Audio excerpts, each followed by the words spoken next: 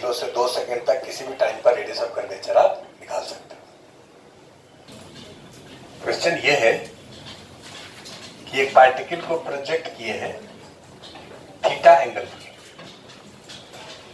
कितने वेलोसिटी से, हाँ यू से, एक पार्टिकल को यू वेलोसिटी से थीटा एंगल पर प्रोजेक्ट किए हैं, तो जब इसका वेलोसिटी हॉरिजॉन्टल से θ/2 एंगल बनाएगा, हॉरिजॉन्टल से θ/2, तो उस समय रेडियस ऑफ कर्वेचर क्या होगा?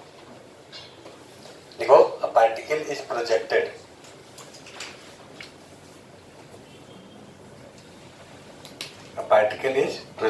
with velocity u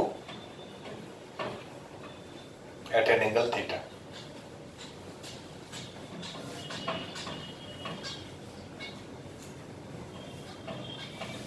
When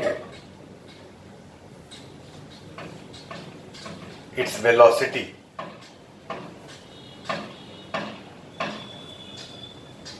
makes an angle θ/2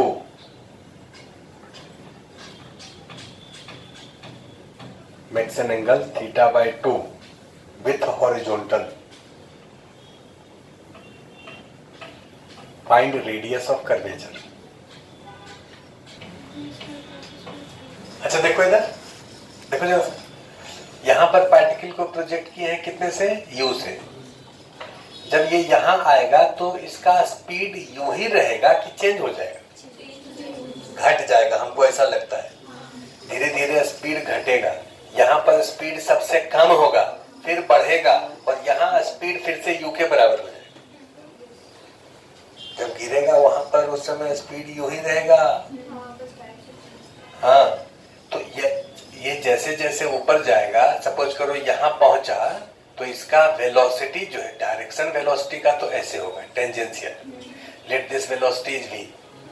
ये वाला वेलोसिटी जब हॉरिजॉन्टल से एंगल कितना बना रहा है? θ/2। तुमसे ये कहा जा रहा है भाई, शुरू में वेलोसिटी हॉरिजॉन्टल से एंगल कितना बना रहा है? थीटा। जब टॉप मोस्ट पॉइंट पर चला जाएगा तो हॉरिजॉन्टल से एंगल कितना बनाएगा? 0। जब पार्टिकल टॉप मोस्ट पॉइंट पर चला जाएगा तो हॉरिजॉन्टल से कितना एंगल बनाएगा? 0। तो यहां से लेकर के एंगल चेंज कर रहा है। तो जब एंगल θ/2 बना रहा है, ये एंगल θ/2 है, θ/2 है। जब एंगल θ/2 बना रहा है, उस पॉइंट पर रेडियस ऑफ कर्वेचर क्या है? ये सवाल है। तो कहो कोई बात नहीं, जब एंगल θ/2 बना रहा है तो स्पीड कितना है पहले ये पता कर लीजिए, क्योंकि रेडियस ऑफ कर्वेचर के लिए स्पीड चाहिए, एक्सेलरेशन चाहिए, परपेंडिकुलर टू वेलोसिटी, बस दो ही चीज चाहिए। तो स्पीड कितना है? एक ऑब्जेक्टिव है, स्पीड कितना है? तो कहो देखिए सर, स्पीड जो भी है इसका इधर की तरफ कंपोनेंट तो v cos θ/2 होगा, यहां पर जो वेलोसिटी है उसका कंपोनेंट हॉरिजॉन्टल में कितना होगा? v cos θ/2, और ये वेलोसिटी तो u cos θ के बराबर है, क्योंकि हॉरिजॉन्टल में तो वेलोसिटी चेंज करता नहीं है। तो v निकल गया, एक ऑब्जेक्टिव ये हो गया।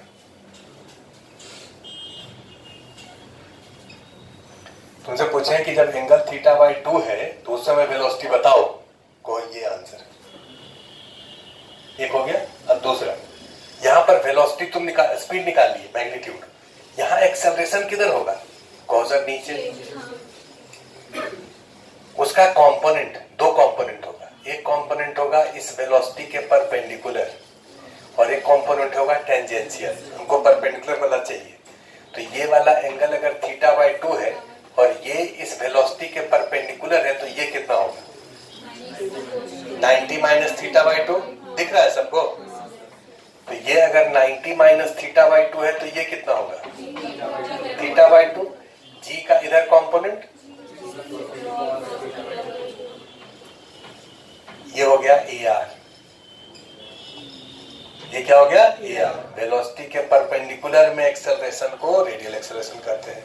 तो यहां पर रेडियस ऑफ कर्वेचर हो जाएगा स्पीड का square by AR।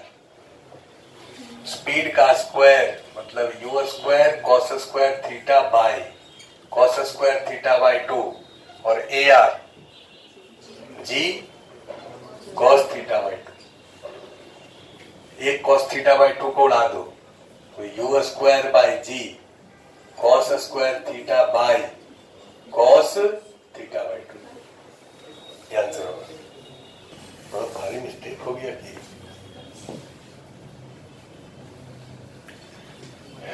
We square हो गया u square cos square theta by cos square theta by two, और ए आर है g into cos theta by two, तो ये हो जाएगा u square by g cos square theta by cos cube theta by two.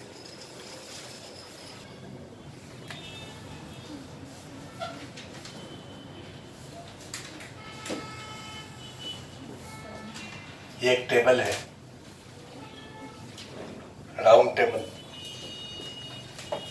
और ये घूम रहा है, इसका फ्रिक्शन कोफिशिएंट म्यू है, ओमेगा कांस्टेंट वेलोसिटी से घूम रहा है। तुमको ये बताना है, अच्छा तुमको ये बताना है कि इसके सेंटर पर अगर एक कॉइन रख दे, सेंटर पर एक कॉइन रख दे तो वो वाला कॉइन स्लिप करेगा कि नहीं? सेंटर पर रखेंगे तो स्लिप नहीं करेगा। क्यों नहीं करेगा? क्योंकि सवाल यह है कि अगर एक कॉइन को हम इससे नजदीक रखें, सेंटर से नजदीक, तो वो स्लिप नहीं करेगा, वो उसके साथ ही घूमेगा। यहां रखें उसके साथ ही घूमेगा, लेकिन एक पर्टिकुलर डिस्टेंस पर रखेंगे तो ये स्लिप कर जाएगा। अगर कोई ऐसे डिस्क घूम रहा है और इस सेंटर से दूर उसको रखो, जैसे जैसे दूर रखो उसके स्लिप करने का चांस ज्यादा हो, बाहर की तरफ फेंका जाएगा। तुमसे ये पूछा जा रहा है कि ये कॉइन है जिसको यहां से रखें तो मिनिमम कितना डिस्टेंस पर रखें, आर कितना हो जिससे कि ये स्लिप नहीं करे। आर से थोड़ा सा बढ़ा देंगे तो ये स्लिप कर जाएगा। लिखो तो, a coin is placed on rotating disc. Find minimum distance.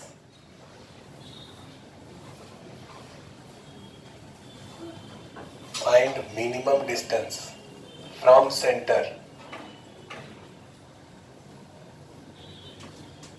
such that it does not slip.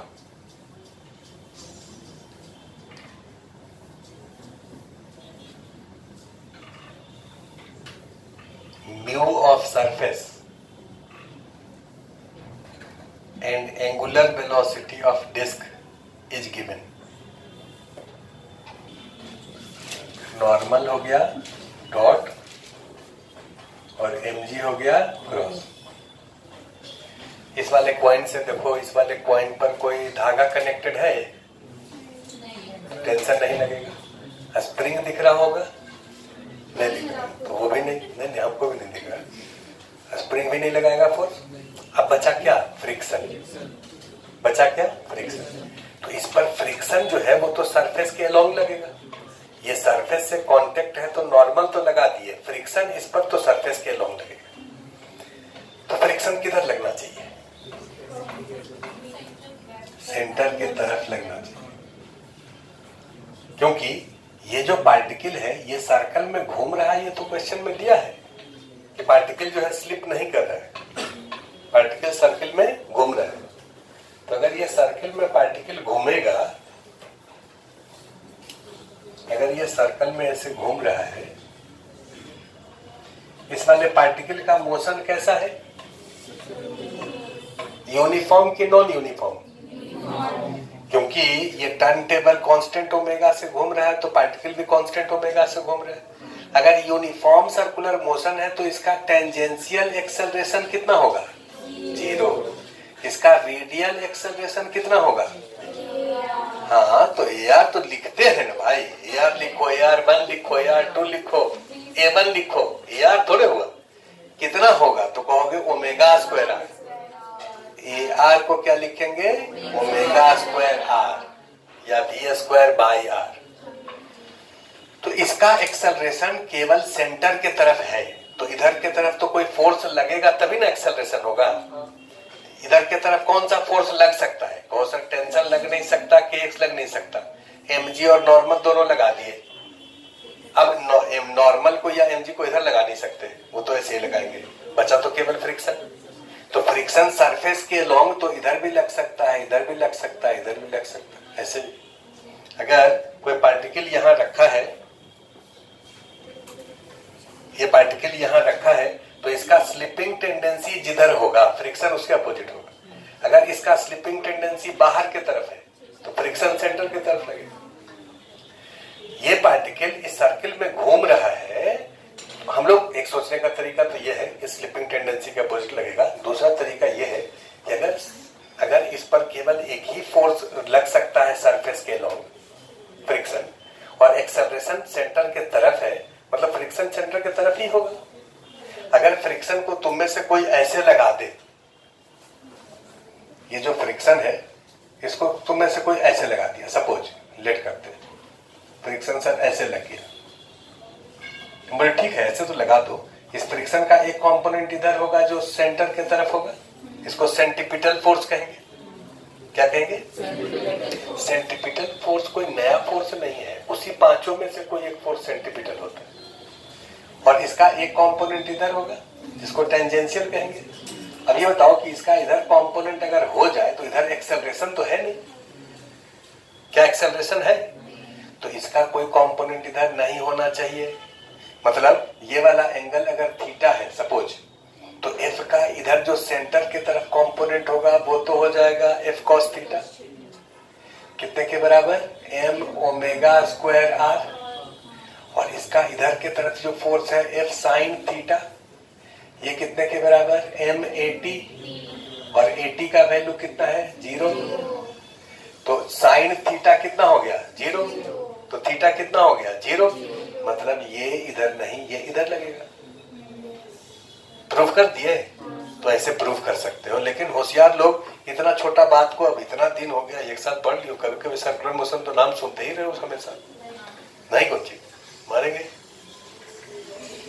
तो ये जो पार्टिकल है, इस पार्टिकल पर फ्रिक्शन जो है वो इधर लगेगा, क्योंकि इधर की तरफ उसका एक्सेलरेशन है, इधर की तरफ एक्सेलरेशन नहीं है, तो उधर की तरफ उसका कोई कंपोनेंट नहीं होना चाहिए, इसलिए इधर लगेगा।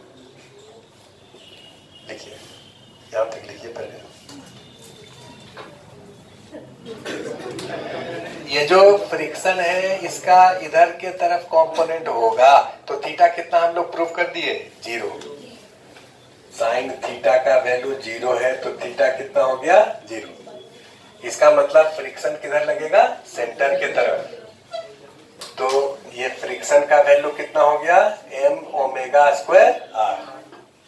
अब तुमसे क्या कहा गया कि इस आर का मैक्सिमम वैल्यू क्या हो जिससे कि स्लिप नहीं करे। अगर उससे और ज्यादा रखेंगे तो स्लिप कर जाएगा।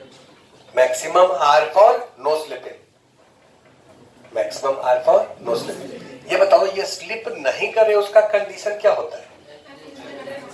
पूरे फिजिक्स में एक ही कंडीशन है नो स्लिपिंग का, देखो लिख रहे हैं condition for no sliding, friction less than F max. Friction का वैल्यू कितना है?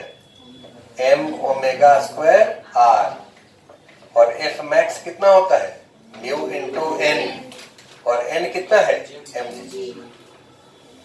तुमको आर निकालना है, R less than mu G by omega.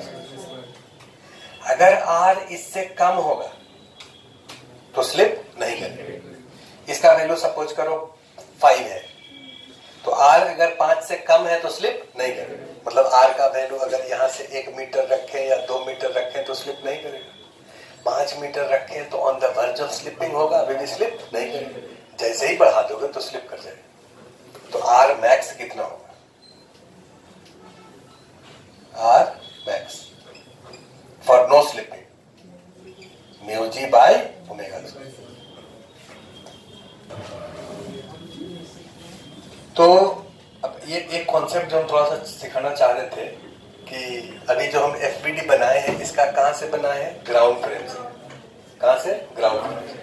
अगर एफबीडी हम इस कॉइन पर बैठ के बनाए, कहाँ पर, कॉइन पर, लिखो सेकंड मेथड।